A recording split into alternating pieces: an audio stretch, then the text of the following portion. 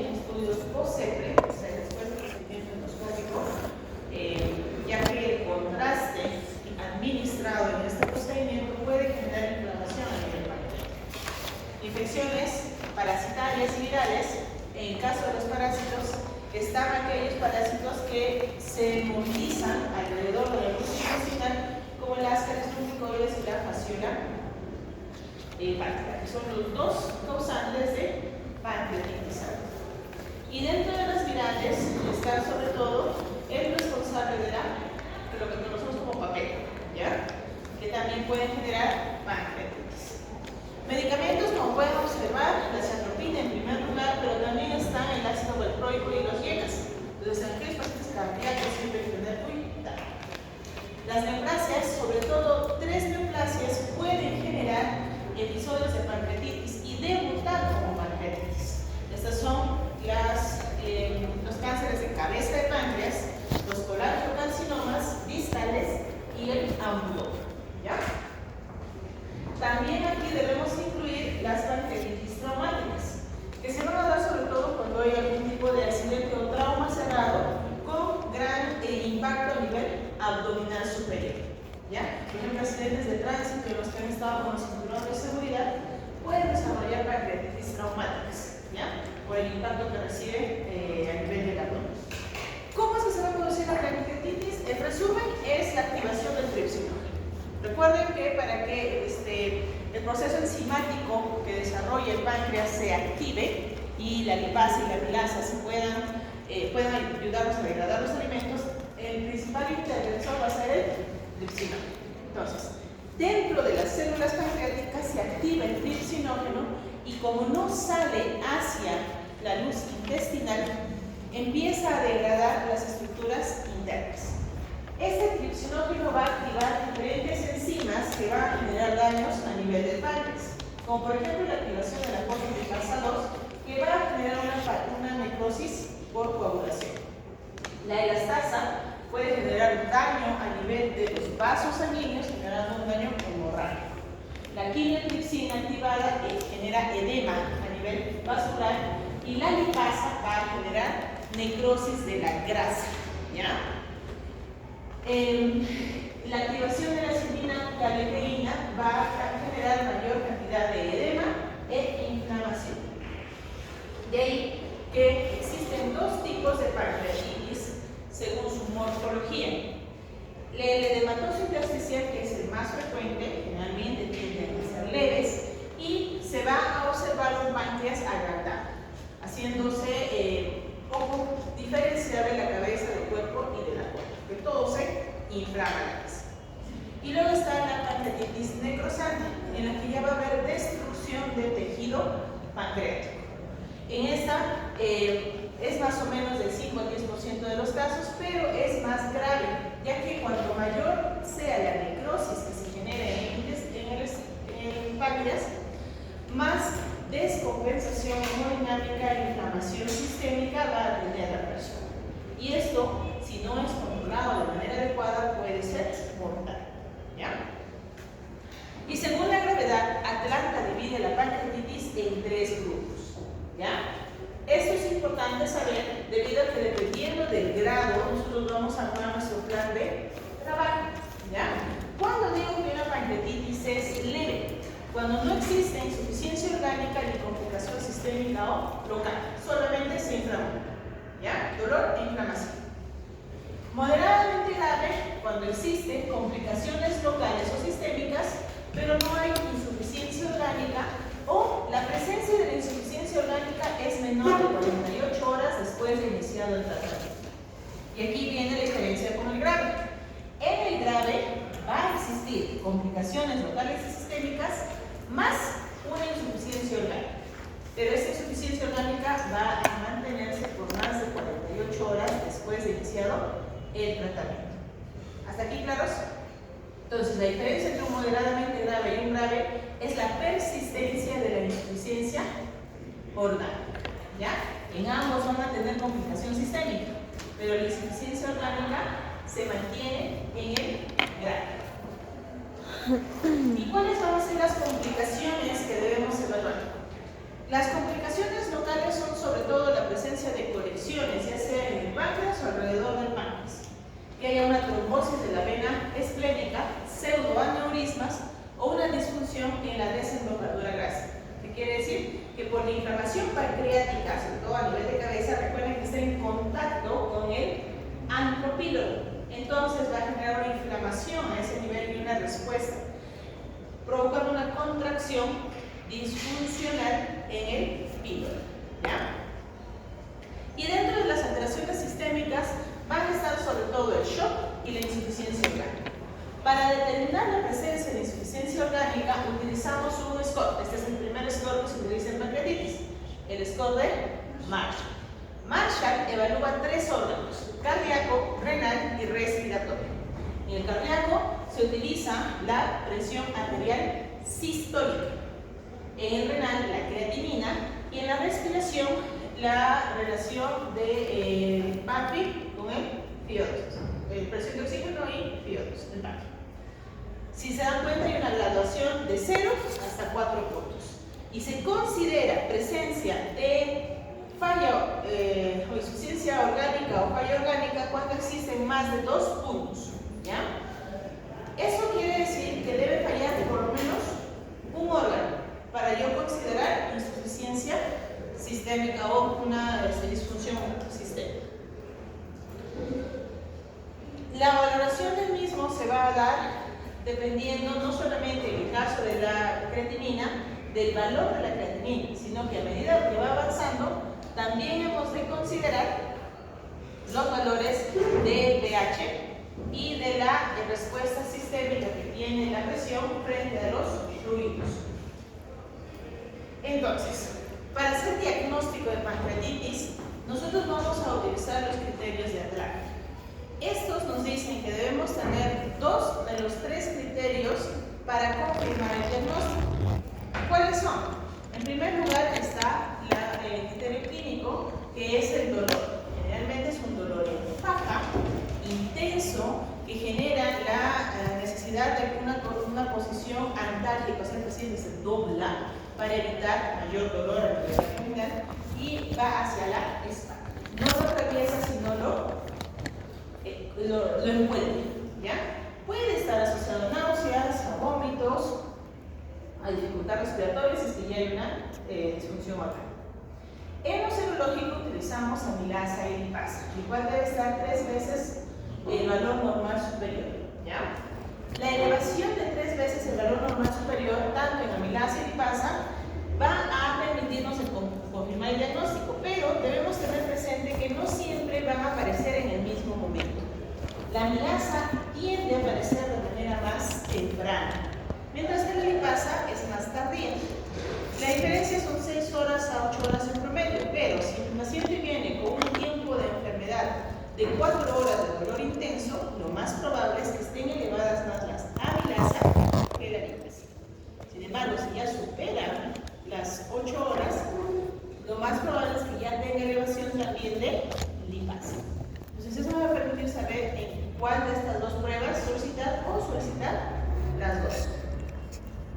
Otra diferencia importante que deben considerar es que la amilasa puede elevarse no solo en una pancreatitis, sino también en otras patologías gastrointestinales, desde una amigdalitis, que también libera amilasa, hasta diarreas gastrointestinales.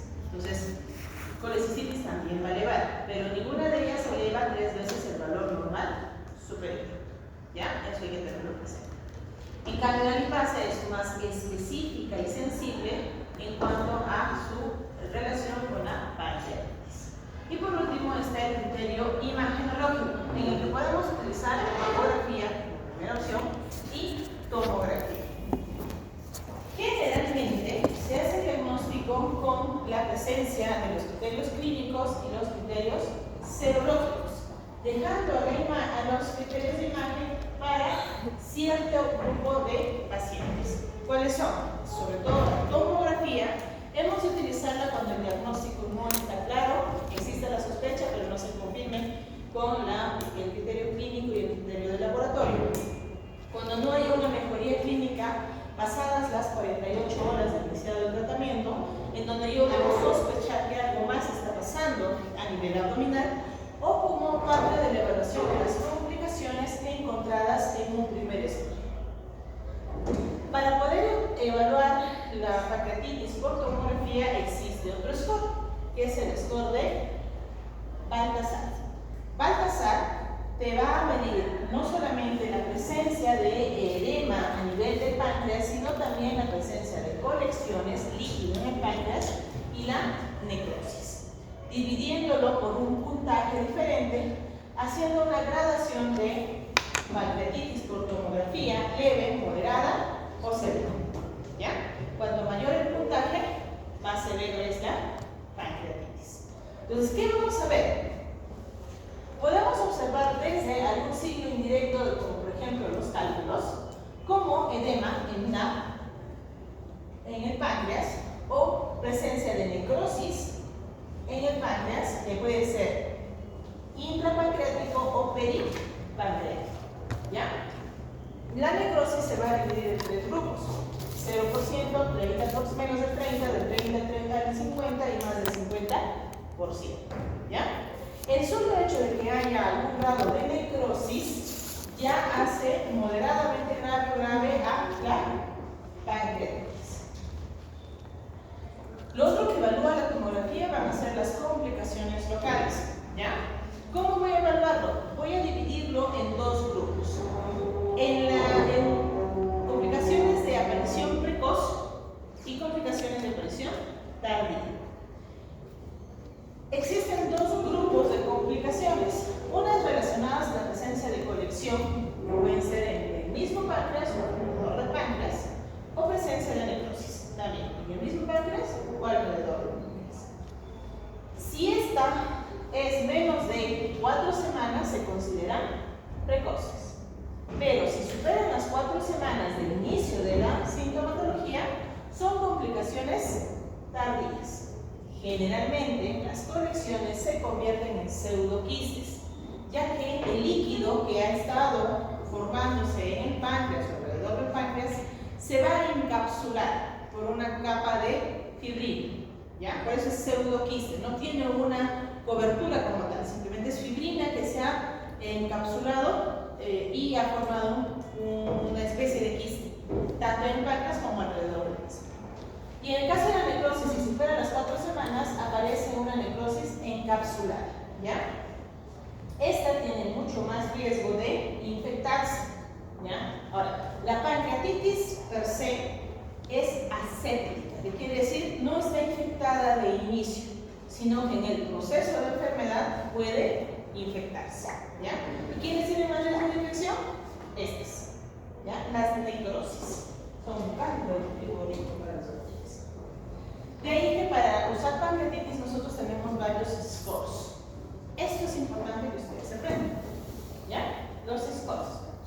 Existen 3 scores principales. Uno es el VISA, que evalúa a la pancreatitis de manera temprana. Es muy usado en las emergencias debido a la facilidad y factibilidad de los parámetros, ya que se utiliza la URIA, la evaluación cognitiva del paciente como la escala de Glasgow, respuesta sistémica con el SIRS, la edad y si existe o no infusión pleural.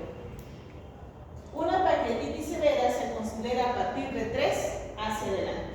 ¿Ya? Entonces, 3 puntos a más es pancreatitis severa, según el score de VISA.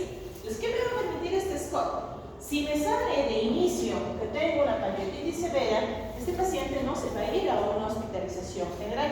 Tendrá que irse a una unidad de cuidados intermedios o a una unidad de cuidados intensivos. El otro score es el score de Ransom, el cual va a medir la severidad de la pancreatitis en 2 momentos: al ingreso y a las 48 horas de iniciado tratamiento. No es que espero mis 48 horas sin darle nada al paciente para ver qué escala de Glasgow sale, sino que tengo que darle tratamiento. ¿Ya? A las 48 horas podré determinar si según Ransom estoy frente a una pancreatitis leve o severa. Se considera severa si supera más de 3 puntos. ¿Ya? Mientras que la escala de Apache requiere de de más de 8 puntos para considerarlo severo y utiliza mayor cantidad de parámetros para establecer este valor. Es más utilizado en las unidades de cuidados intensivos, tanto como diagnóstico inicial como para seguimiento de los pacientes con pancreatitis severa y otro tipo de patologías. ¿Ya? Entonces, ¿qué es importante que sepan? ¿Qué cosa incluye cada uno? ¿Ya? Entonces, en el caso de Ransom, va a intervenir la edad, los leucocitos, glucosa, LDH y TGO en el diagnóstico inicial. Pero requiere de estudios como AGA y electrolitos para poder ver la presión de oxígeno, el déficit de base, la valoración del calcio, el BUM y el hematocrito para evaluar al 100% la escala de Ransom. ¿Ya? ¿Por qué se considera el hematocrito? Ya que cuanto más cae el hematocrito, quiere decir que había una hemoconcentración muy marcada al momento del diagnóstico. Y al momento de que ya empezamos a hidratarlo, esta hemoconcentración se va a diluir y puede caer el valor de hematocrito. Entonces, me indica que mi tercer espacio generado por la inflamación pancreática es más de lo que se podía sospechar al inicio. ¿Ya? Y cuando se haga la reabsorción de todo ese líquido almacenado en el tercer espacio, puede generar complicaciones sistémicas en el mismo. ¿Ya? Una vez que determinamos, según la escala de los scores de Lisa, Apache, Ransom, según el score de Marshall, frente a qué tipo de pancreatitis estamos, leve, moderadamente grave o grave, empezamos el tratamiento. El tratamiento de pancreatitis tiene 3 pilares: tratamiento de hidratación, analgesia y de nutrición. Estos 3 parámetros permiten, si son manejados de manera adecuada, la estabilización y recuperación temprana del paciente con pancreatitis. El primer pilar es la hidratación, que se inicia desde que el paciente ingresa a la emergencia con dolor. La literatura recomienda iniciar con una hidratación de 250 a 500 mililitros hora, o sea, gran cantidad de líquido las primeras horas. ¿Ya? Existen aquí 2 escuelas en cuanto a la hidratación. La escuela que te dice que tú debes tener una hidratación agresiva, promedio de 20 mililitros kilo hora, y la otra que te dice que debes tener una hidratación regular, 10 mililitros kilo hora por hora. ¿De qué depende? Depende mucho de las comorbilidades que tenga tu paciente y el estado de deshidratación inicial. Pacientes con insuficiencia cardíaca, insuficiencia renal o adultos mayores debes tener cuidado con la hidratación, ya que si tú los sobrecargas de volumen, descompensa su patología de fondo y puedes generar edema agudo de pulmón. ¿Ya? Porque debes tener presente de que el líquido que está en tu cuerpo se ha ido a un espacio virtual por la inflamación pancreática. Y cuando esta inflamación empiece a disminuir, el líquido del espacio virtual va a regresar a la parte vascular. Entonces, cuando regresa, más el líquido que tú le has puesto de afuera, se va a sobrecargar. ¿Ya? Entonces, es preferible darle volúmenes medidos teniendo presente ciertos objetivos, como que su frecuencia cardíaca sea menor de 120, que la presión arterial media que sea mayor de 65 y lo más importante, que tenga una diuresis superior a 0.5 kilo hora, con medición estricta. Por lo que si el paciente está con trastorno sensorio, será necesario colocarle una sonda Foley, ¿ya? Porque debo medir el flujo de diuresis. Y si está despierto, hacer medición manual de la cantidad de líquido urinario. ¿Ya? Ahora, en cuanto a la analgesia, se recomienda utilizar el analgésico que se disponga mientras controle el dolor. Esto va a depender mucho del umbral de dolor que tenga cada paciente y de la severidad de la pancreatitis. Se puede utilizar desde AINES, sobre todo se utiliza, por ejemplo, metamizol como parte del tratamiento, hasta opioides como petidina y morfina. Algunos estudios recomiendan utilizar incluso una bomba de administración manual. Es un dispositivo que tiene un botón. da un bolo de analgésico, ¿ya? Sin embargo, uno, no existe muchas disponibilidades en nuestro país, y dos, genera mucha dependencia del medicamento, ya que no se puede controlar de manera fidedigna qué cantidad de analgésico está utilizando el paciente. Cada vez que utiliza, va a estar funcionando. Lo que también se busca es que tú disminuyas el dolor en las primeras 24 horas y de esa manera controles también tu respuesta inflamatoria sistémica, ya que cuando ustedes tienen dolor, lo primero que va a activar es su sistema de... ¿Qué sistema se activa? ¿Nervioso? ¿Sí? Simpático, ¿ya? Entonces, su sistema autónomo simpático se va a activar como respuesta al dolor. ¿Y qué va a haber? Taquicardia, va a haber taquimia, tu flujo sanguíneo va a aumentar. Entonces, tu cuerpo se encuentra en desgaste de energía masivo porque hay mucho dolor. Y si eso le agregas el hecho de que tu páncreas esté inflamado, el que paga es tu cuerpo. Entonces, la idea es bajamos dolor y ayudamos de manera indirecta a que la respuesta a la medicación sea más efectiva. Luego está la nutrición. En la nutrición, sí, la literatura es bastante clara en el sentido que debe ser lo más precoz posible. Porque tu objetivo principal es, uno, evitar que generes una translocación bacteriana hacia el páncreas y se infecte. Y lo otro, que haya atrofia vellositaria intestinal por el ayuno prolongado, que en el peor de los casos puede generar una diarrea severa por la reingesta de los alimentos. ¿Ya? Entonces, si uno deja demasiado tiempo en ayuno al paciente y luego le empieza a dar alimentos, como las vellosidades intestinales se han debilitado, puede simplemente pasar el contenido, generar diarreas. Entonces, dependiendo de la pancreatitis, el tiempo en que yo voy a iniciar mi nutrición y el tipo de nutrición va a variar. Si estoy frente a una pancreatitis leve, se recomienda iniciar por vía oral, siempre y cuando no haya náuseas y no haya dolor y existan ruidos hidroaéreos. Porque recuerden que la pancreatitis, dentro de su fisiopatología, va a tener un estado de ilioadinámico asociado a la pancreatitis, que quiere decir que el intestino se deja de mover por unas horas. Entonces, mientras esté inflamado, no se mueve el intestino, de ahí que se le hincha la barriguita, empieza a haber más dolor y no vas a escuchar ruidos hidroaéreos. Entonces, si yo ya no tengo náusea, no tengo dolor, inicio dieta. La guía te recomienda iniciar una dieta blanda, sin grasa. Sin embargo, en la actividad diaria, generalmente primero se inicia con una tolerancia a líquidos, para ver que no vomite, que no haya mucho dolor. Y si tolera en las siguientes 2-3 horas los líquidos, se puede ir progresando a semisólidos y llegar a blandos completos, ¿ya? En cambio, si es moderada o severa, se debe iniciar la alimentación antes de las 72 horas de inicio de los síntomas, y si no tengo la disponibilidad de administrarlo vía oral porque está descompensado el paciente, se recomienda utilizar la vía más fisiológica por medio de una sonda nasoyeyul.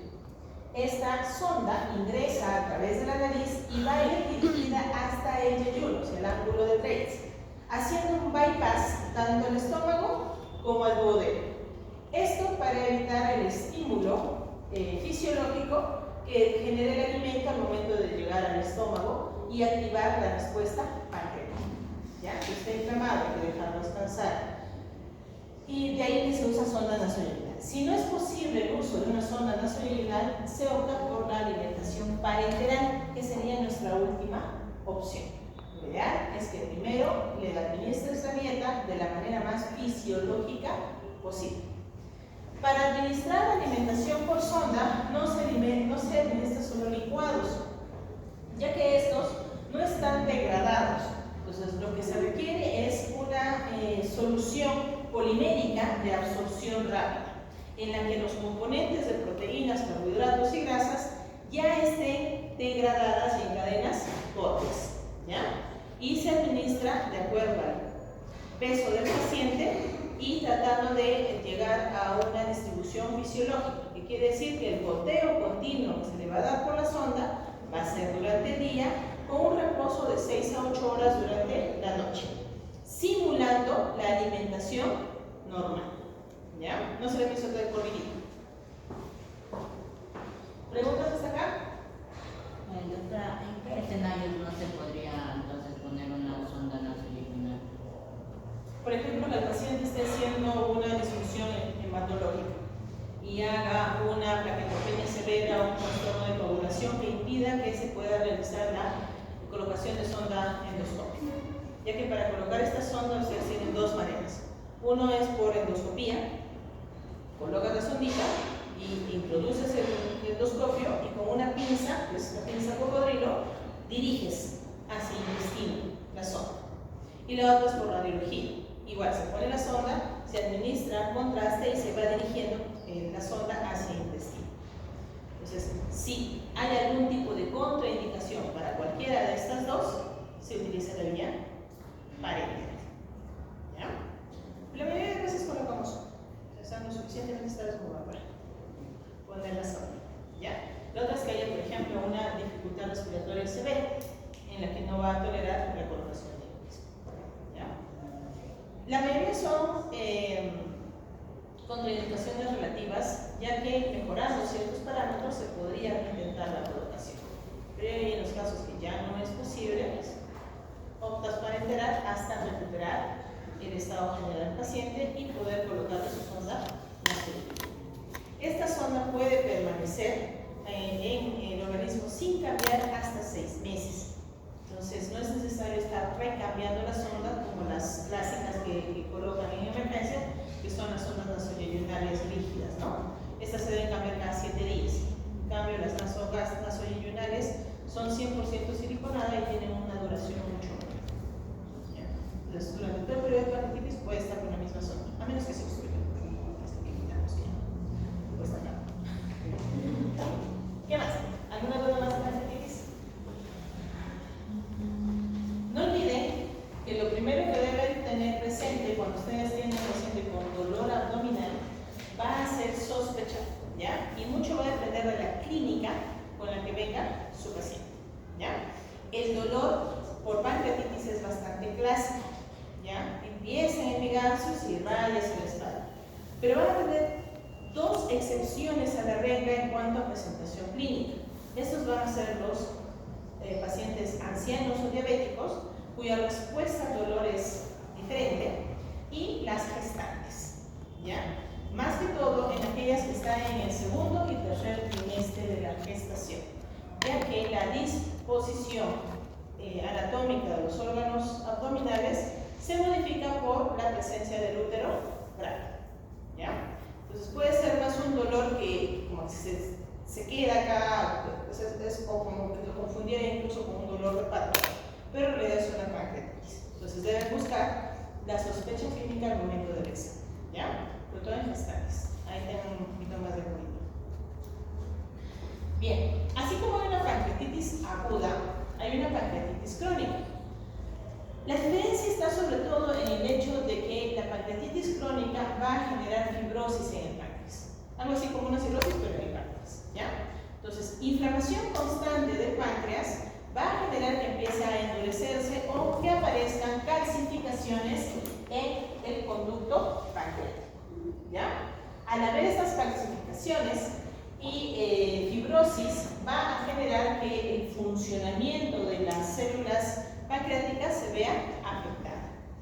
Esta fibrosis puede generar incluso estenosis de los conductos pancreáticos, haciendo una distribución en forma de rosario y que va a generar a largo plazo una falla pancreática, tanto en su fase exocrina, que está relacionada con la digestión, como en su fase endocrina, que está relacionada con la regulación del azúcar de la glucosa. La primera causa es el alcohol, pero existen otras causas, sobre todo genéticas y obstructivas, en la que en primer lugar está la estenosis del conducto pancreático, ya sea traumática, iatrogénica o por un proceso de anastomosis o tumores. Disfunciones del esfínter de Oddi, larga data que pueden terminar generando la aparición de calcificaciones y estenosis excesiva. Problemas autoinmunitarios, sobre todo relacionados con la artritis autoinmune, y el tabaco como causa menos probable. Los síntomas son dos principalmente. En primer lugar, el dolor abdominal, pero tiene una particularidad de este dolor. Se va a dar después de la comida, ¿ya? Es un dolor postprandial. Come, pasa una media horita y ya te empieza a doler. Se localiza en el epigastrio y alivia cuando uno se sienta o se inclina hacia adelante, o sea, opta una posición fetal, ¿ya? Y a medida que la pancreatitis crónica avanza, se va a empezar a presentar la insuficiencia pancreática, en la que mis concentraciones de enzimas pancreáticas como amilasa, lipasa y tripsina van a disminuir, generando una mala digestión. Entonces hacen un proceso de mala absorción. ¿Qué va a haber? Flatulencias, distensión abdominal, esteatorrea, desnutrición, pérdida de peso y fatiga. La esteatorrea se debe sobre todo porque ya no hay enzimas que degraden la grasa. Esta patología tiene como principal complicación la mala absorción y la aparición de una diabetes mellitus de tipo pancreatogénica. ¿Qué quiere decir? Que no es que tenga una resistencia a la insulina o que mi páncreas se haya inflamado y ya no produzca insulina porque hay una respuesta autoinmune. No, sino es que mi páncreas funcionaba bien, se fibrosó y ahora ya no tengo insulina que producir, ¿ya? Entonces va a haber un déficit marcado de insulina en el organismo. ¿Qué otras complicaciones puede haber? La formación de pseudoquistes, ya que la fibrosis, al momento en que empieza a generar estas estenosis en el conducto biliar, puede hacer que se libere hacia el mismo páncreas las enzimas ya activas. Entonces se produce un proceso de degradación y forman los quistes. Puede haber obstrucción del conducto tanto biliar o a nivel del duodeno, puede haber una desconexión, una ruptura del conducto pancreático que va a empezar a hacer una especie de goteo de contenido pancreático hacia el abdomen o hacia la región superior, ¿ya? Hacia la parte del diafragma, generando un derrame pleural reflejo por inflamación. Y la citis, una citis pancreática, en la que si yo doso en el líquido acítico voy a encontrar grandes concentraciones de amilasa. Puede haber trombosis de la vena esplénica, generando una hipertensión portal y generando sobre todo varices gástricas y pseudoaneurismas de la arteria que están cerca al páncreas, debido a que la elastasa, que también se produce en el páncreas, va a ir debilitando poco a poco la pared vascular y genera los pseudoaneurismas. Y en casos ya más extremos tenemos la presencia de adenocarcinoma de páncreas. ¿Cómo hago el estudio de una pancreatitis crónica? Voy a tener dos grupos de estudio, las imágenes y los de laboratorio. En los estudios diagnósticos de imagen tenemos la tomografía con contraste en fase pancreática y la resonancia magnética por. La tomografía, lo que voy a buscar es ver si existe algún tipo de calcificación pancreática o fibrosis. También si hay anomalías pancreáticas como pseudoquistes o conductos pancreáticos dilatados. En las primeras fases de la enfermedad, puede que mi páncreas esté anatómicamente normal, ¿ya? Pero a medida que la enfermedad avanza, se empiezan a observar sus modificaciones como las calcificaciones y los pseudoquistes. La resonancia, aparte de lo que ya encuentro en mi tomografía, también me va a ayudar a valorar bien las masas pancreáticas y es más precisa para la evaluación de los cambios en el conducto pancreático. A veces pasa desapercibido en la tomografía, pero en la resonancia se puede observar con mayor detalle, ¿ya? Entonces, elegir uno u otro dependerá del tiempo en que el paciente ha presentado los síntomas. Esta es una tomografía. Como pueden observar, este es el páncreas, ¿ya? Recuerden que el páncreas siempre tiene la forma de un renacuajo. ¿Ya? ¿Han visto un renacuajo? El bebito de la rana. El renacuajo tiende a tener una cabeza grande, un cuerpo mediano y una colita bien delgadita. Entonces, el páncreas tiene más o menos esa forma. Tiene una cabeza, no es muy grande, pero es un poquito protruida, un cuerpo que es ligeramente más pequeña que la cabeza y una cola. ¿Ya? Entonces tiene forma de renacuajo. Pero cuando hay pancreatitis, generalmente pierde esa forma y se edematiza todo el páncreas, y en el interior puede encontrar calcificaciones, así como dilatación del conducto pancreático. Acá pueden ver, ya no hay renacuajo, se ve todo inflamado, y aquí hay un pseudo quiste, ¿ya? En el interior del páncreas.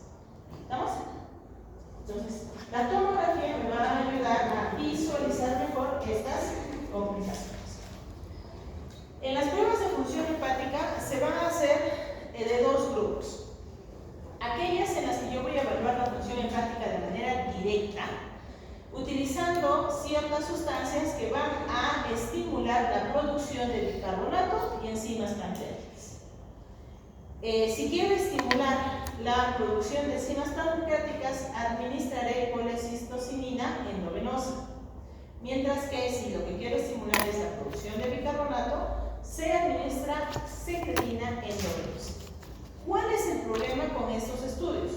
Que una vez que yo administro el medicamento, debo hacer una endoscopía, irme hasta la segunda o tercera porción del duodeno y hacer una aspiración del jugo digestivo. Si no, no puedo hacer el estudio. Pero existen las pruebas indirectas. Ellas, sobre todo, vamos a evaluar la presencia de los efectos secundarios a la falta de enzimas pancreáticas. O sea, se enfoca más a la evaluación exocrina. ¿Qué se va a medir aquí?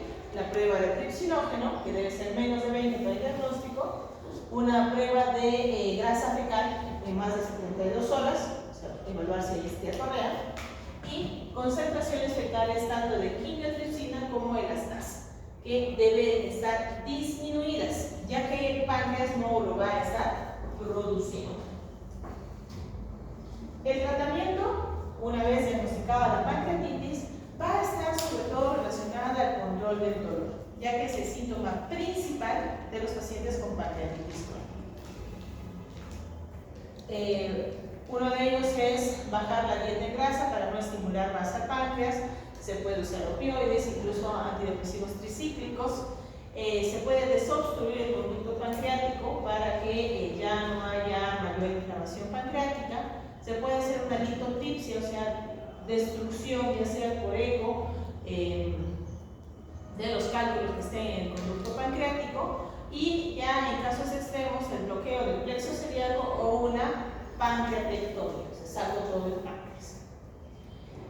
Al haber una insuficiencia exocrina pancreática, debemos administrar enzimas pancreáticas exógenas, y eso se va a hacer con una cantidad considerable de lipasa, que va a ser de 25.000 a 50.000 unidades internacionales en cada comida.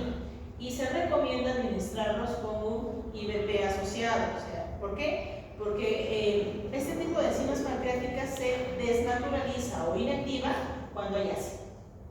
¿Ya? Entonces yo debo mantener el pH de mi estómago, que es donde va a llegar en primer lugar la enzima, por encima de 5, ¿ya? 5, 6, más o menos. ¿Qué más se debe corregir? Al haber una desnutrición y una mala absorción, debemos sustituir aquellas vitaminas que no han sido absorbidas de manera correcta, sobre todo aquellas que tienen relación con vitaminas liposolubles, ¿ya? Porque se entiende de que al no haber degradación adecuada de la grasa, estas vitaminas no se van a absorber también de manera adecuada. ¿Cuáles son? La vitamina A, D y K. Debemos incluir también la vitamina E. Y lo otro es el manejo de la diabetes, ¿ya? Entonces, si mi paciente hace una falla exocrina, también va a ser una falla endocrina. Y el tratamiento para este tipo de diabetes es con insulina. No se administra hipoglucemiantes orales, porque el problema principal no es la resistencia a la insulina, sino que no hay insulina, ¿ya? Entonces el tratamiento definitivo es con insulina. ¿Preguntas hasta acá? Doctora, en cuanto al pseudoquiste de la pancreatitis crónica, ¿qué es lo que lo va a diferenciar de la pseudoquiste de la pancreatitis aguda? Porque también hacen la misma evaluación. No necesariamente tengo que ver sí o sí las calcificaciones para poder decir, pero en la imagen que mostró no había. No es necesario. El pseudoquiste, para diferenciar una pancreatitis aguda de una pancreatitis crónica, está sobre todo el antecedente. Si yo he tenido hace menos de 4 semanas una pancreatitis aguda diagnosticada en tratamiento y he tenido evidencia de colecciones pancreáticas o peripancreáticas en su primera fase, ese pseudoquiste es por la pancreatitis aguda. Pero si tengo una historia de enfermedad de varios meses en el que se va a asociar a dolor constante, alteraciones de insuficiencia pancreática, en la que va a tener esteatorrea, malnutrición, baja de peso, el dolor que no es solamente 1 o 2 horas, sino ya son varios meses con la misma frecuencia de dolor, y hago una tomografía y encuentro un pseudoquiste, entonces mi primera opción es una pancreatitis aguda, para hacer una probable pancreatitis crónica, ¿ya? Entonces mucho va a influir el contexto en el que tú has pedido el examen auxiliar, ¿ya? Entonces, la interpretación de la imagen depende no solamente de lo que ves en la imagen, sino de los cuadros clínicos y los antecedentes asociados, ¿ya? Ahora, una pancreatitis aguda no te hace esteatorrea, no te hace malnutrición ni déficit de vitaminas liposolubles, porque es aguda y tienes tejido pancreático que está funcionando. En cambio, la pancreatitis crónica, la mayoría del tejido pancreático está fibrosado y ya no está funcionando. ¿Ya? No sé si me dejo entender la diferencia entre los dos. ¿Sí? ¿Queda claro? Perfecto. Entonces, cáncer de páncreas. Es uno de los cánceres gastrointestinales que menos me gusta, particularmente. ¿Por qué? Porque a pesar de que su incidencia es bastante baja, ¿ya? Su tasa de sobrevida es solamente del 3% en 5 años. En otras palabras, si se diagnostica cáncer de páncreas, mueren de manera temprana, ¿ya? La mayor incidencia está entre los 60 y 80 años, poco usual verlo en jóvenes, se espera más en grupos etarios de adultos mayores y es ligeramente más frecuente en el varón que en la mujer. Tiene mal pronóstico una vez diagnosticado, la resecabilidad es solo de hasta el 20%, o sea,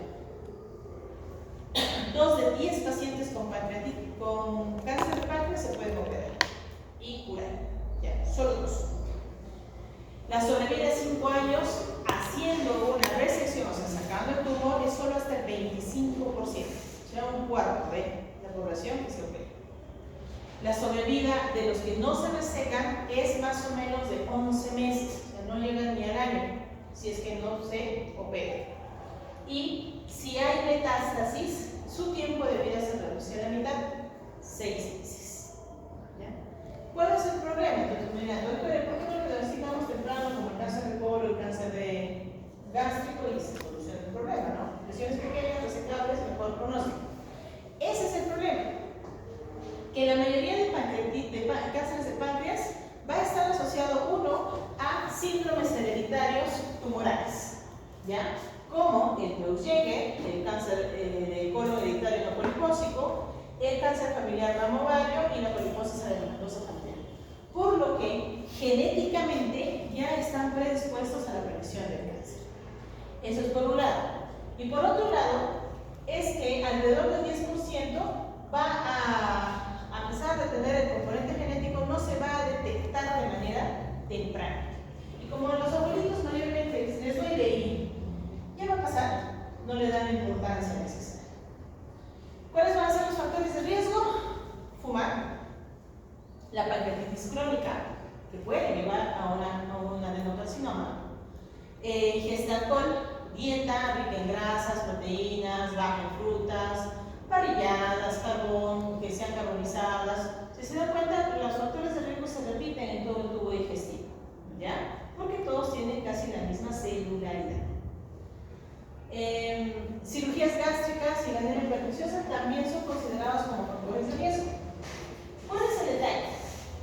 Que las neoplasias pancreáticas generalmente se van a originar en los conductos de acinos pancreáticos y su extensión va a empezar justamente en la parte interna, ¿ya? No hacen masa o no parecen pequeñas lesiones como en el caso de cáncer de colon o cáncer gástrico, porque yo hago una endoscopía y lo voy a poder mirar. Como estas lesiones son intraconducto o en los acinos, así de hago una ecografía, no se pueden detectar de manera temprana, porque son muy pequeñas. La extensión temprana, extrapancreática y perineural, se va a dar sobre todo comprometiendo al duodeno, al conducto biliar, al estómago y colon, por ser estructuras que están a su alrededor. La metástasis generalmente se va a dar tanto regional como a distancia y son más frecuentes los casos de carcinomatosis y ascitis. Los órganos con metástasis hematogénica van a ser en primer lugar el hígado, pero también pueden irse pulmón, cerebro y huesos. A veces no debutan con sintomatología digestiva, sino que empiezan a convulsionar, se les hace una tomografía y encuentran metástasis cerebral. ¿Ya? Entonces, me hablo mucho, no se puede hacer. La localización más frecuente va a ser a nivel de cabeza de páncreas. Luego sigue el cuerpo y al final la colita. ¿Ya? El tipo histológico más frecuente es el adenocarcinoma de los conductos pancreáticos. A pesar de que la localización más frecuente es la cabeza de páncreas, muchas veces es asintomática y puede debutar solo con ictericia sin dolor. Entonces el paciente se pone patito, ¿ya? Se pone amarillo, o a veces aparece y desaparece esta ictericia, pero no se asocia a dolor, por lo que puede pasar incluso desapercibido. El cuerpo del páncreas generalmente se asocia a dolor constante de tipo postprandial, muy parecido a la pancreatitis crónica, ¿ya? Y puede ir asociado con episodios de diarrea crónica. En cambio, la cola no da síntomas ni de dolor ni de trastornos digestivos. Cuando el cáncer es temprano, como pueden observar, va a haber más que todo un disconfort, puede haber bajada de peso o un dolor vago, sordo a nivel de epigastrio. Ya cuando hay una enfermedad avanzada, dependiendo de la invasión que tenga el tumor, puede dar ictericias, invade las vías biliares o las envuelve, vómitos postprandiales si ya compromete el duodeno y la estenosa, masa palpable si compromete la vesícula o se puede palpar una masa abdominal epigástrica. Pueden debutar con pancreatitis, con colangitis, con trastornos neuropsiquiátricos, personas que de repente cambian su personalidad y no es que estén seniles o que haya algún tipo de trastorno cognitivo, ¿ya? Pueden debutar como trastornos neuropsiquiátricos en el contexto de un paciente con cáncer de páncreas y diabetes de reciente aparición, ¿ya? Entonces, esto se va a dar sobre todo cuando el compromiso está en cuerpo y cabeza. La cola generalmente se van a hacer hallazgos incidentales. Se hace un estudio y, oh, sorpresa, hay una masa en la colita. Pero como está libre o alejado del plexo solar y tiene espacio a nivel del intestino, no da mucha sintomatología. El diagnóstico se va a hacer por una combinación de estudios. Uno de ellos son los marcadores tumorales, específicamente el CA19-9, y estudios de imágenes, en la que es el gol estándar sigue siendo la tomografía con contraste, ¿ya? Tóraco-abdominopélvica. En este caso, dependiendo si hay o no compromiso neurológico, se pide una tomografía cerebral. La tomografía me va a permitir evaluar la extensión de la enfermedad, la distribución del tumor y su invasión vascular, ya que depende de la invasión vascular que tenga el tumor para nosotros considerarlo resecable o no resecable. Recuerden que anatómicamente el páncreas está muy cercano, está casi en contacto con vasos sanguíneos importantes, como la aorta y la cámara, ¿ya? Entonces, si la tumoración engloba, envuelve a estos vasos, su resección es imposible, ya que al querer sacar el tumor puedo lacerar o cortar una arteria importante como la aorta. Y ahí sí no lo mata el tumor, sino es sangrado. Recuerden, la aorta es más o menos del grosor del dedo, es grueso. Ya en ustedes hicieron anatomía presencial, ¿no? ¿Sí? Ya. Lo siento. Cuando ustedes toman cadáveres pueden ver el grosor que tiene la aorta. ¿Ya? Es gruesa, es grande el calibre que tiene este brazo. Entonces su ruptura es muerte instantánea. El otro estudio a utilizar son las biopsias percutantes. Generalmente se utilizan en aquellos tumores que no son resecables, ¿ya? Para saber la estirpe del tumor y poder determinar su tratamiento paliativo. Aquí les dejo otros marcadores que se pueden utilizar. El C19 sigue siendo el más sensible y específico para páncreas, pero también puede haber una elevación del CA. ¿Ya? Aquí un paréntesis, el CA generalmente se eleva en cáncer de colon, ¿ya? Y nos va a servir como un marcador de seguimiento. O sea, se le pide un CA de inicio y después del tratamiento de quimioterapia se le pide un nuevo CA a los cánceres de colon. Si se mantiene elevado, quiere decir que aún hay enfermedad sistémica, pero si baja, se ha logrado controlar la patología. Y si en los controles posteriores se vuelve a elevar, quiere decir que la enfermedad se ha vuelto a activar. ¿Ya? Es un marcador indirecto. Bueno, el cáncer se va a hacer localizado, resecable, no resecable y cuando hay cáncer, metástasis. Si es resecable, es potencialmente curativo. Y dependiendo de la localización, se va a hacer la intervención quirúrgica. Si el tumor, que es el más frecuente, se encuentra en la cabeza del páncreas, se hace una cirugía llamada Whipple, ¿ya? Que el nombre completo es duodenopancreatectomía próxima. Y luego se hace una anastomosis a nivel biliar y a nivel gástrico. ¿Por qué? Por su distribución vascular. No puedo solo sacar el páncreas, porque su vasculatura involucra la irrigación del duodeno. Por ende, tengo que sacar también el duodeno. Y como voy a sacar el duodeno, me voy a llevar también un fragmento del conducto.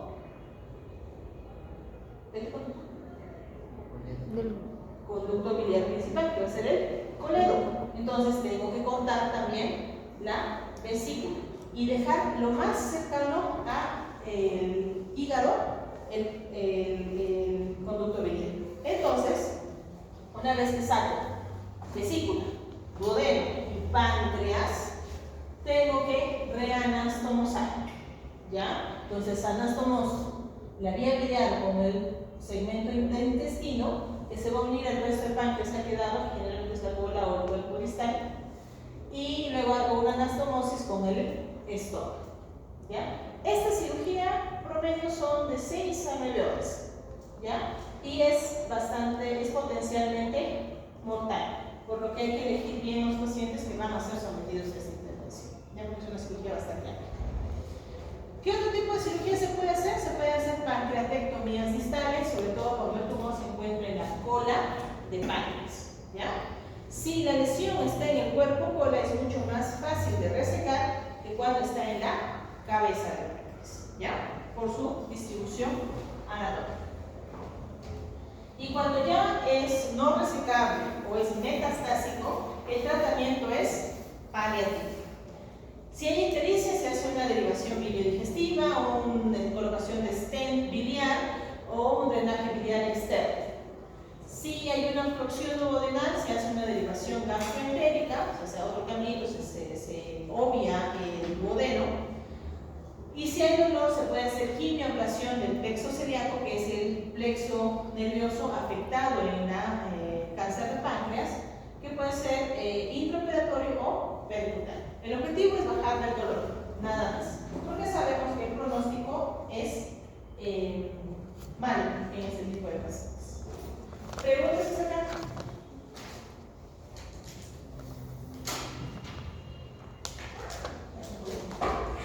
Bien, ¿ya?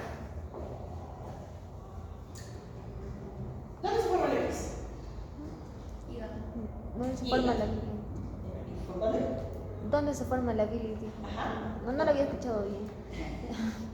La bilis se va a formar en la vía, en el hígado, y se va a transportar a través de los conductos biliares intrahepáticos hasta un reservorio que se llama vesícula, ¿ya? En este lugar puede generarse cálculos, que son piedras formadas por diferentes componentes, el más frecuente el colesterol.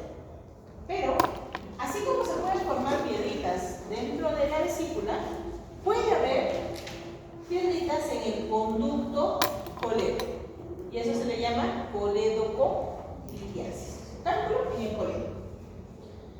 Estos pueden ser primarios cuando se forman en el mismo conducto biliar, o secundarios que hayan migrado de la vesícula hacia la vía biliar.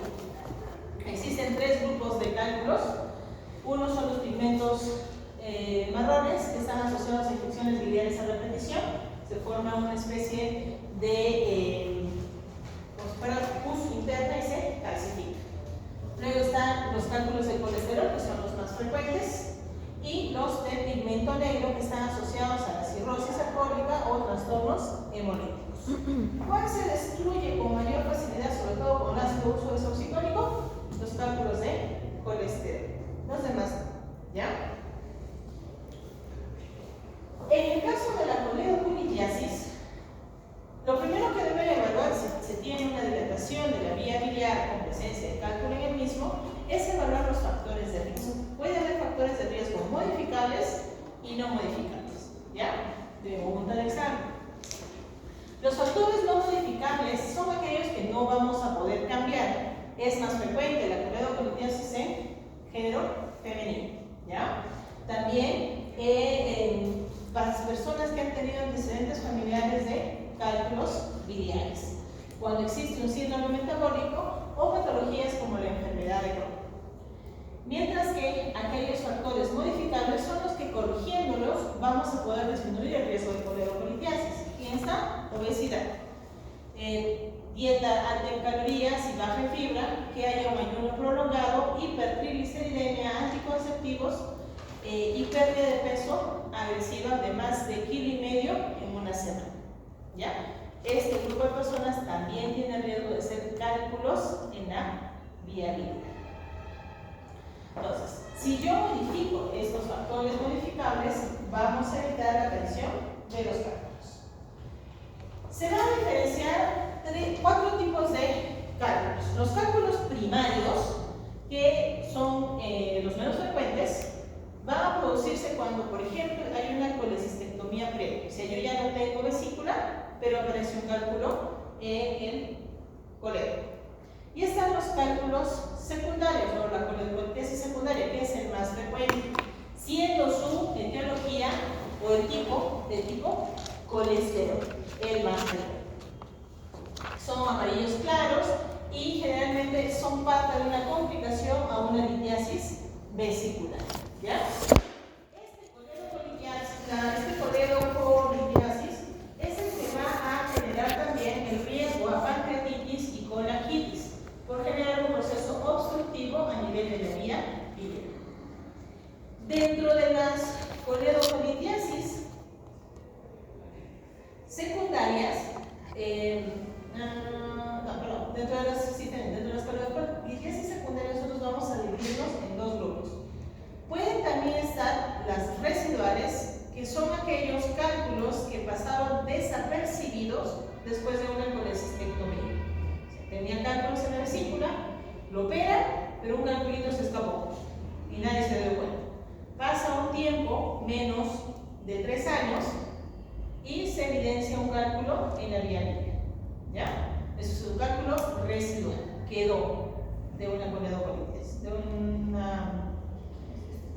colecistectomías. O pueden ser recurrentes, que todo sale bien, saqué la vesícula, no había piedritas, todo tranquilo, pasa más de 3 años y aparece un cálculo. Entonces, se ha formado un nuevo cálculo en el colédoco, después de haber quitado la vesícula. Este tipo de cálculos, sobre todo en los recurrentes, son considerados, sobre todo en pacientes que tienen una secreción biliar más de tipo glicogénico, o sea, se alimenta con mucha facilidad. El cuadro clínico, la mayoría es asintomático y son hallazgos, sobre todo ecográficos. Se hace una ecografía por una razón X y, oh sorpresa, tienen dilatación del colédoco, ¿no? Pero nunca tuvieron dolor ni síntomas relacionados al mismo. ¿Cuáles son los síntomas relacionados a la coledocolitiasis? Va a ser más que todo una ictericia obstructiva más dolor. El dolor puede ser cólico en hipocondrio derecho, intermitente, ya que muchas veces esos cálculos hacen un efecto de válvula. O sea, bajan, obstruyen, generan dolor, el colédoco se contrae y se desobstruye. Entonces deja caer el contenido biliar y nuevamente flotar, una especie de válvula. Puede haber ictericia, náuseas, vómitos, fiebre, acolia y coluria. ¿Qué es la acolia? Es la despigmentación de las heces. Recuerden que los pigmentos biliares son los que le van a dar color a las heces. Y la coluria es la hiperpigmentación de la orina. Al absorberse a nivel sanguíneo sistémico, los pigmentos biliares serán eliminados por la vía urinaria, haciéndolo más colúrico, más como té cargado, y si es mucha la ictericia, incluso se parece a la Coca-Cola. ¿Ya? Es un color muy oscuro. Para poder determinar la presencia de coledocolitiasis, ustedes tienen, según la ASGE, los predictores de coledocolitiasis, muy fuertes, fuertes y moderados. En los muy fuertes está la visualización de un cálculo en la vía biliar por vía ecográfica, la clínica de una colegitis o que tenga bilirrubina total más de 4. Criterios predictores fuertes: si la vía biliar está dilatada más de 6 milímetros y si la bilirrubina total está entre 1.8 y 4. Y moderado cuando tengo un perfil hepático alterado, es mayor de 55 años o ha habido pancreatitis biliar. ¿Para qué me sirve saber los predictores de coledocolitiasis? Porque si yo tengo un riesgo de coledocolitiasis alto, o sea, tengo criterios muy fuertes, el paciente debe ser sometido a una CEP, ¿ya? Una colangiopancreatografía endoscópica percuta que permite la extracción por vía endoscópica del cálculo, sin hacer un corte externo. Si yo tengo criterios fuertes, debo confirmar la presencia del cálculo en la vía biliar por medio de una colangioresonancia o un estudio de ecoendoscopía intraoperatoria. Pero si no tengo predictores que me digan que existe un riesgo de coledocolitiasis, se puede realizar una colecistectomía, o sea, saco la vesícula sin riesgo a que se forme o una dilatación de la vía biliar o que se quede un cálculo a ese nivel. Entonces, el que exista cálculos en la vía biliar cambia en parte el orden del tratamiento para un paciente con cálculos en la vesícula. Como pueden observar, la CEPRE no es otra cosa de que entran con un duodenoscopio que tiene una vista lateral, se hace un corte a nivel de la ámbula, se introduce un dispositivo hasta encontrar el cálculo y por medio de un balón lo va a extraer, lo arrastra, ¿ya? Sacando el cálculo. A veces se desarma en el mismo proceso. La colecistectomía, o sea, sacar la vesícula, no está indicada cuando solamente aquí vamos a hablar. La CEPRE no está indicada si solamente tengo cálculos en la vesícula, ¿ya? Si no tengo evidencia de piedritas en el colédoco, sacas tu vesícula y se acabó el todo. Si tengo evidencia de cálculos en el colédoco, primero se saca el cálculo del colédoco, y después sacas la vesícula, ¿ya? No al revés. Existen otras operaciones que nos van a permitir sacar el cálculo de la vía biliar. Una de ellas es la colectomía abierta, que quiere decir que hago una incisión, abro el colédoco y saco el cálculo, ¿ya? Ese es el antiguo. Luego está la exploración transcística. Igual, a través del cístico se ingresa un dispositivo y se revisa la vía del colédoco. Y la litotripsia extracorpórea, que va a enviar ecos hacia la vía biliar y va a generar la destrucción de los cálculos, para que al hacerse más pequeños tipo arenilla puedan salir a través del esfínter de Oddi con facilidad. No se usa mucho, hasta ahorita el gol estándar sigue siendo la C. Una complicación que puede tener la coledocolitiasis es la colangitis aguda, ¿ya? Que es la inflamación e infección del conducto biliar principal, que puede extenderse hacia los conductos biliares intrahepáticos, formando incluso, en el peor de los casos, forman abscesos intrahepáticos colangíticos. Se tienen varios bloques de pus dentro del hígado. ¿Cuáles son los factores de riesgo? En primer lugar, la coledocolitiasis, luego están las neoplasias, las mismas que te van a generar pancreatitis, que van a ser cáncer de cabeza de páncreas, ampuloma y cáncer de conducto biliar distal. Procedimientos tipo Procetre, que también pueden generar inflamación e infección del colédoco, estenosis benignas o malignas y parásitos. En este grupo de colangitis aguda debemos incluir los cuerpos extraños, sobre todo los stent biliares.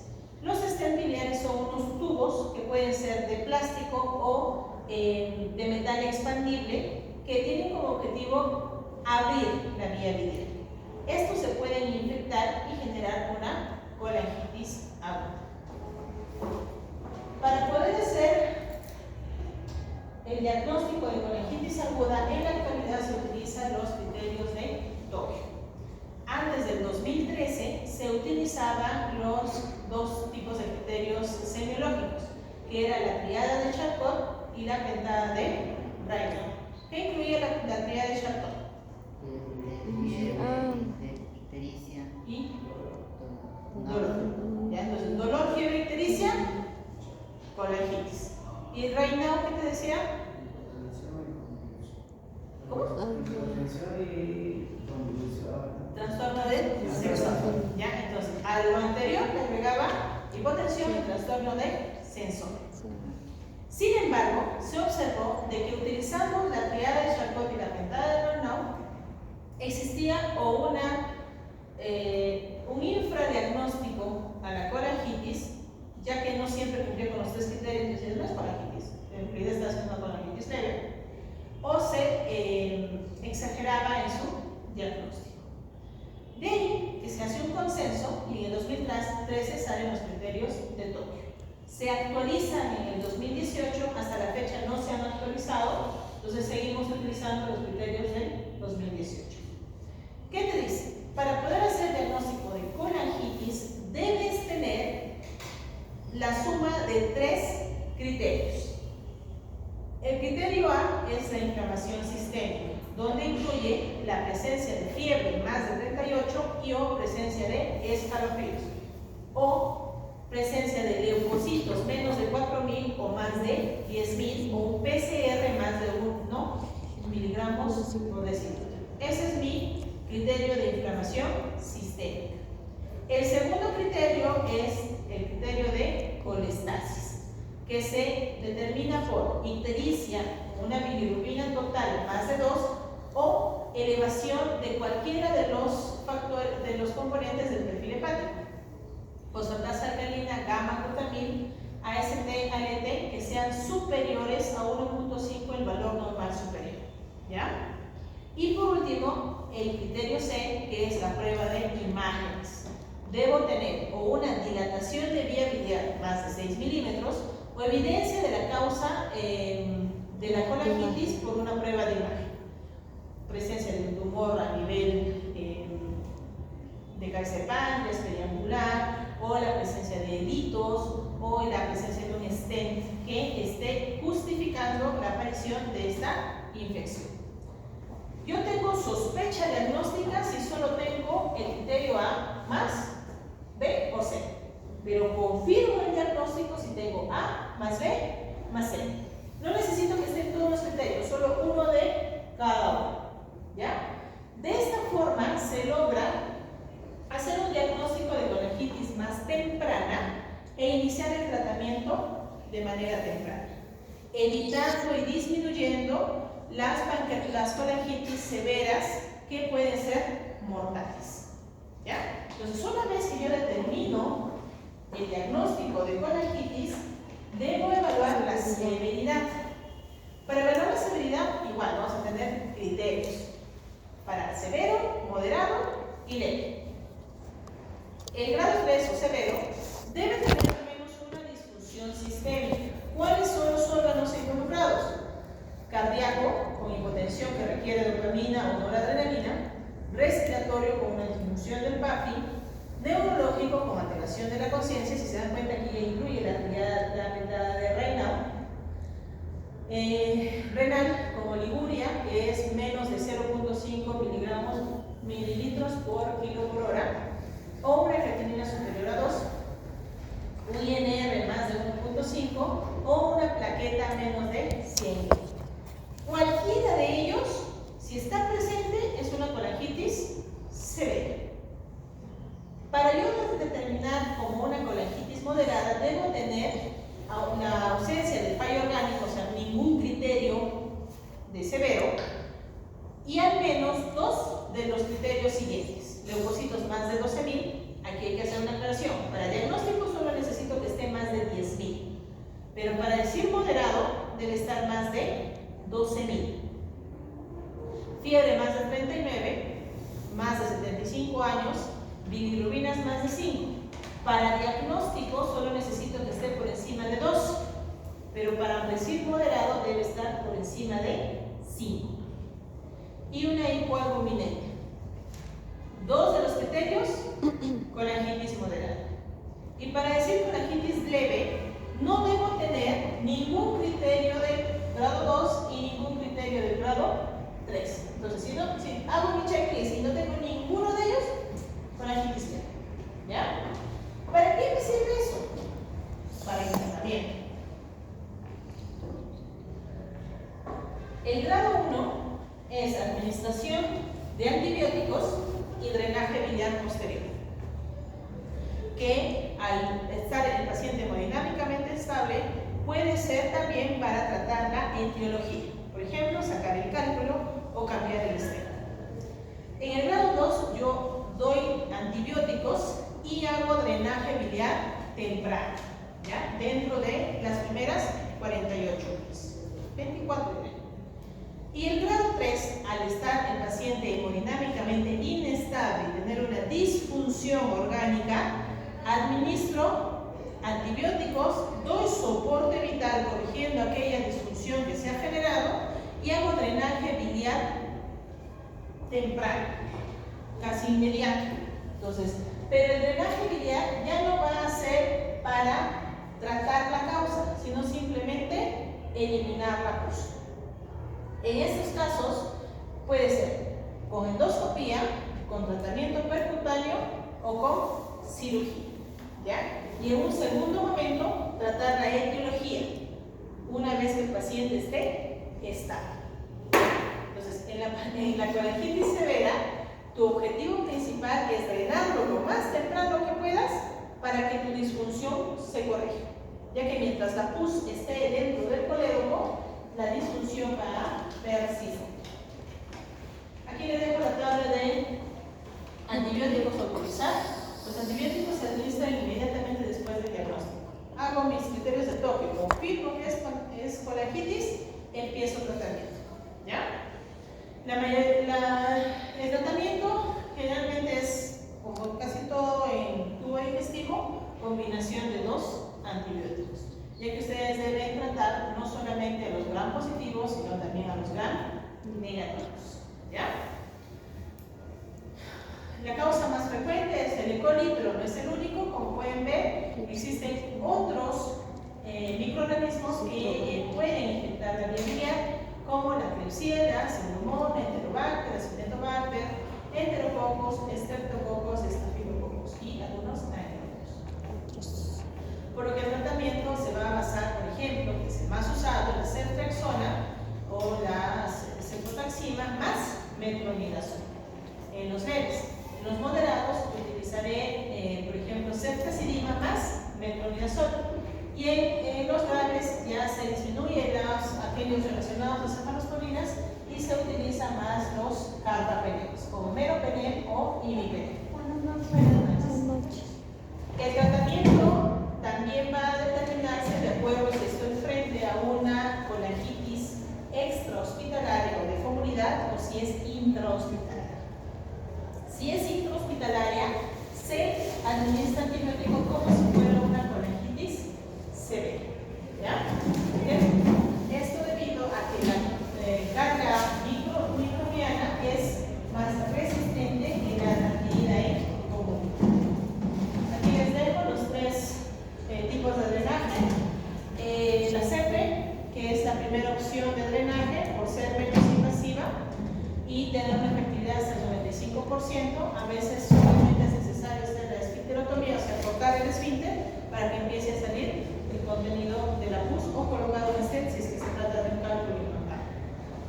El drenaje transhepático tiene hasta un 90% de éxito. El riesgo está sobre todo que pueda haber hemorragia, pancreatitis o neumotoras al momento de hacer el procedimiento. Y el drenaje quirúrgico es la última opción de tratamiento por tener una gran mortalidad.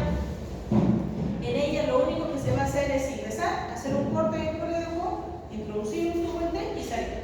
Porque mi objetivo en el drenaje primario es nada más eso, drenar, sacar la pus, para luego tratar la etiología si es que estoy frente a una colangitis moderada o una colangitis severa. Cambio un poquito en la colangitis leve, ya que como está más estable, puedo hacer las dos cosas en mi primer procedimiento. ¿Ya? ¿Preguntas hasta acá? Me hizo una consulta en la coledocolitiasis. El manejo de tratamiento es, o sea, diagnosticas, haces el tratamiento al instante o después de cuántas horas, porque Coledocolitiasis. Ya. En realidad no hay un tiempo establecido. ¿Por qué no te síntomas? Ya. Se puede haber ictericia. Si hay ictericia, bueno, ahí sí tienes que sacar el cálculo, ¿no? En la coledocolitiasis no hay un tiempo de corte que puedas tener para poder decir de tratarlo en 24 horas, en 98 horas. Ya que como se comporta como una especie de válvula, puede aparecer. Desobstruirse, volverse a obstruir, desobstruirse, volverse a obstruir. ¿Cuándo se da tratamiento inmediato? Cuando se obstruye completamente. Entonces, ahí se comporta muchas veces como una colangitis. Entonces, el tratamiento ya va dirigido al control de la inflamación e infección. La mayoría de las coledocolitiasis son más de tipo hallazgo. Entonces, vienen con dolor constante, dolor, y empiezan a ponerse amarillitos, desaparece el dolor, vuelven a ponerse amarillitos, y ese plan está meses. Entonces, más que todo es la disponibilidad del examen y la decisión del paciente de poder corregir la coledocolitiasis antes de que haga algún tipo de complicación, que puede ser o una colangitis o una pancreatitis, ¿ya? Que son las dos complicaciones que puede darse en una coledocolitiasis. Pero no hay un tiempo. La idea es que tú le diagnosticas y lo más temprano posible puedas tratar con la mejor opción terapéutica. ¿Ya? La recomendación es que se acerque para evitar algún tipo de complicación externa, ya que en la CEPE simplemente cortas y sacas el ¿ya? ¿hay un tratamiento farmacológico? ¿Cómo? ¿Hay algún tratamiento farmacológico para que el cálculo se elimine solo o...? Ningún tratamiento farmacológico ha demostrado efectividad alta. Algunos estudios recomiendan el uso de ácido desoxicólico, sobre todo si son cálculos de colesterol, pero si se trata de cálculos de pigmentos amarillos o negros, no, marrones o negros, no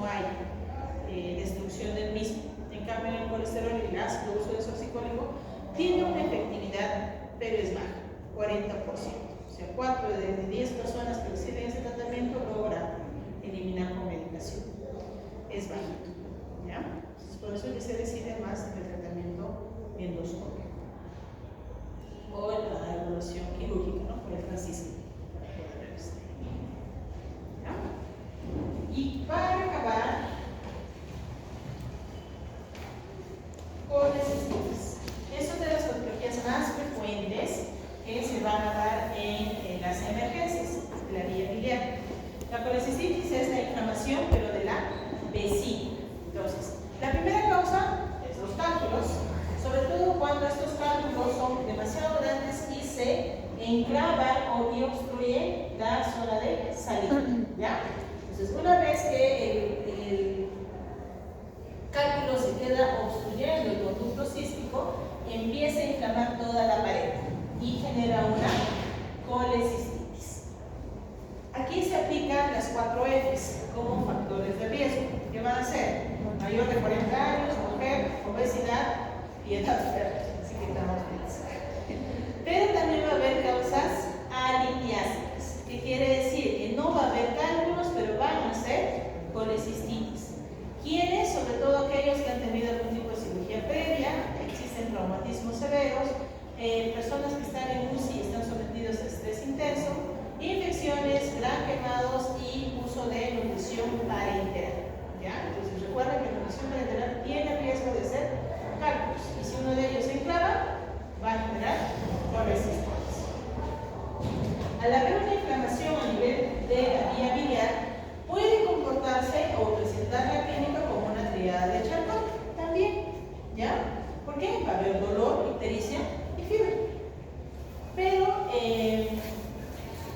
al ver que se comportaba como una colecistitis, la colecistitis se comportaba como una colegitis, también crean los criterios de Tokio para colecistitis.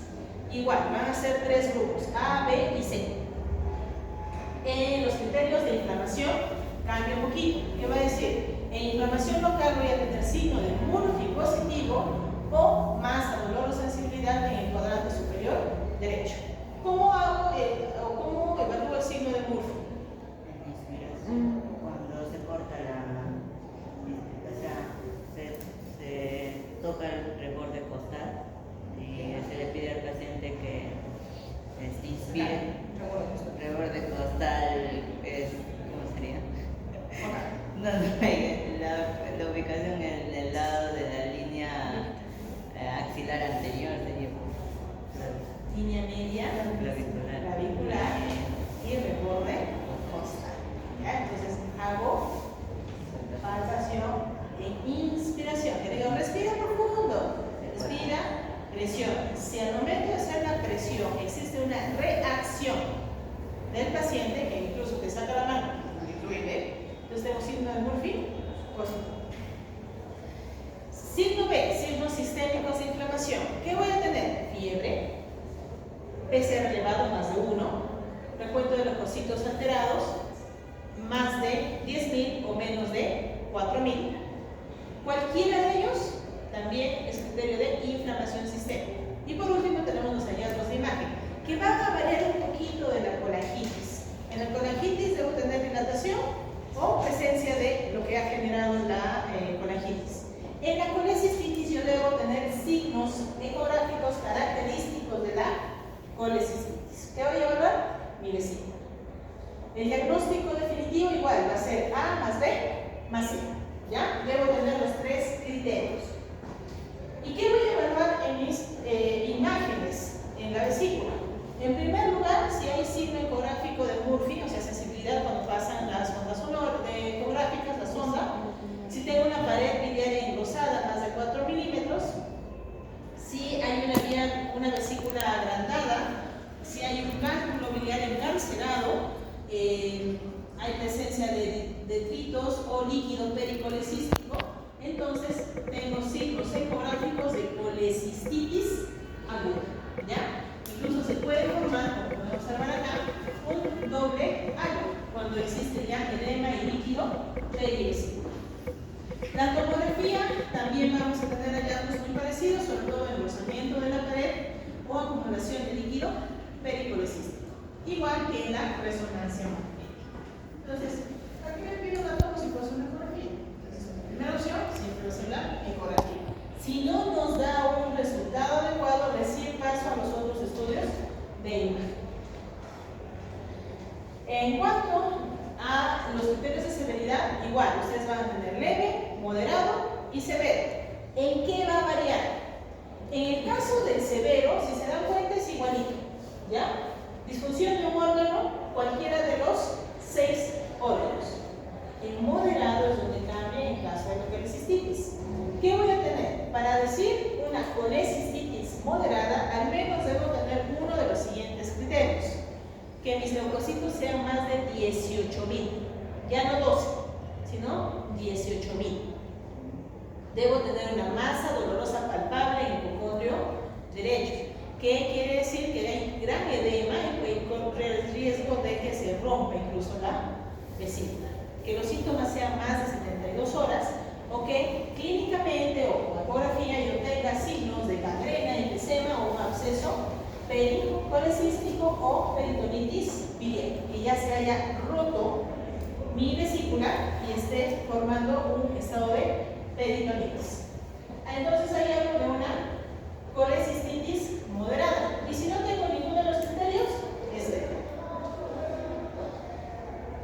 Igual que en colangitis, el leve va a requerir de antibióticos, medidas generales, ya cuando esté tranquilito, lo pego. El moderado requiere de antibióticos, medidas generales y debo hacer una cirugía de emergencia. El severo, doy antibióticos, soporte vital para corregir la disfunción que se haya generado y hago un drenaje biliar urgente. No saco la vesícula, simplemente lo dreno, ¿ya? Es diferente. Y una vez que ya se recupera, recién saco la vesícula. Entonces, en el M voy a hacer una colecistectomía temprana, el cual se considera dentro de mis 72 a 96 horas, ¿ya? Entonces tengo hasta 3 días una vez iniciado el diagnóstico para poder hacer la cirugía. En el M. En el moderado se evalúa si mi inflamación local no dificulta la extracción de la vesícula dentro de este periodo de tiempo, lo saco. Si no, espero que se desinflame y se opere, ¿ya? En cambio, en el grave, primero debo tratar la disfunción orgánica. Y como mi paciente está con un PAGI menos de 300, está hipotenso, plaquetopénico y NR elevado, existe más riesgo de complicaciones al momento de sacar la vesícula. Entonces, ¿qué se hace? Se hace un drenaje de vesícula biliar. Solo dreno, no lo saco, le hago un cortecito, meto un tubito para que salga la pus, nada más. Y después hago una colecistectomía tardía, que pueda realizarse después de las 6 semanas, ¿ya?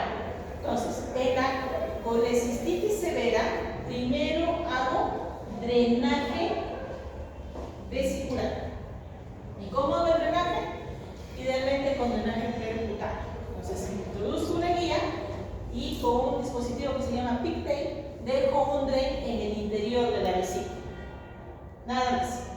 Esto sí es percutáneo. Y si es quirúrgico, bueno, abren, van a la vesícula, colocan el drain y sacan. Nada más. ¿Ya? Y eso es todo. ¿Preguntas? ¿La antibiotecnia es endovenosa o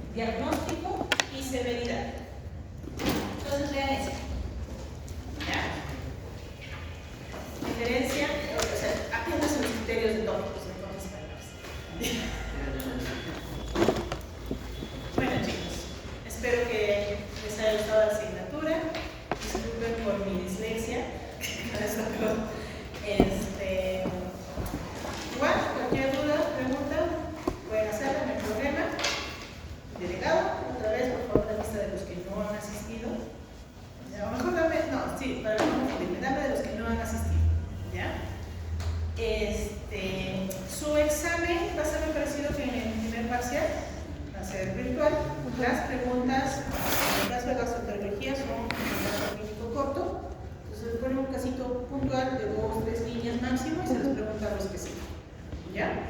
En relación al caso clínico. La mayoría de veces es aplicando la parte teórica a la práctica. De este segmento, vean los criterios de Tokio en sí, ¿ya? Aprenden diferencia entre los dos. Y en pancreatitis, los scores de ese evento. ¿Ya? No, pero gracias. Bien, chicos. Bien, eso es todo. ¿Qué? Fue un placer. Espero no veamos el próximo semestre. No, ya no. Ya, son mis mejores deseos. ¿Ya? Vamos. Gracias, doctora. Gracias.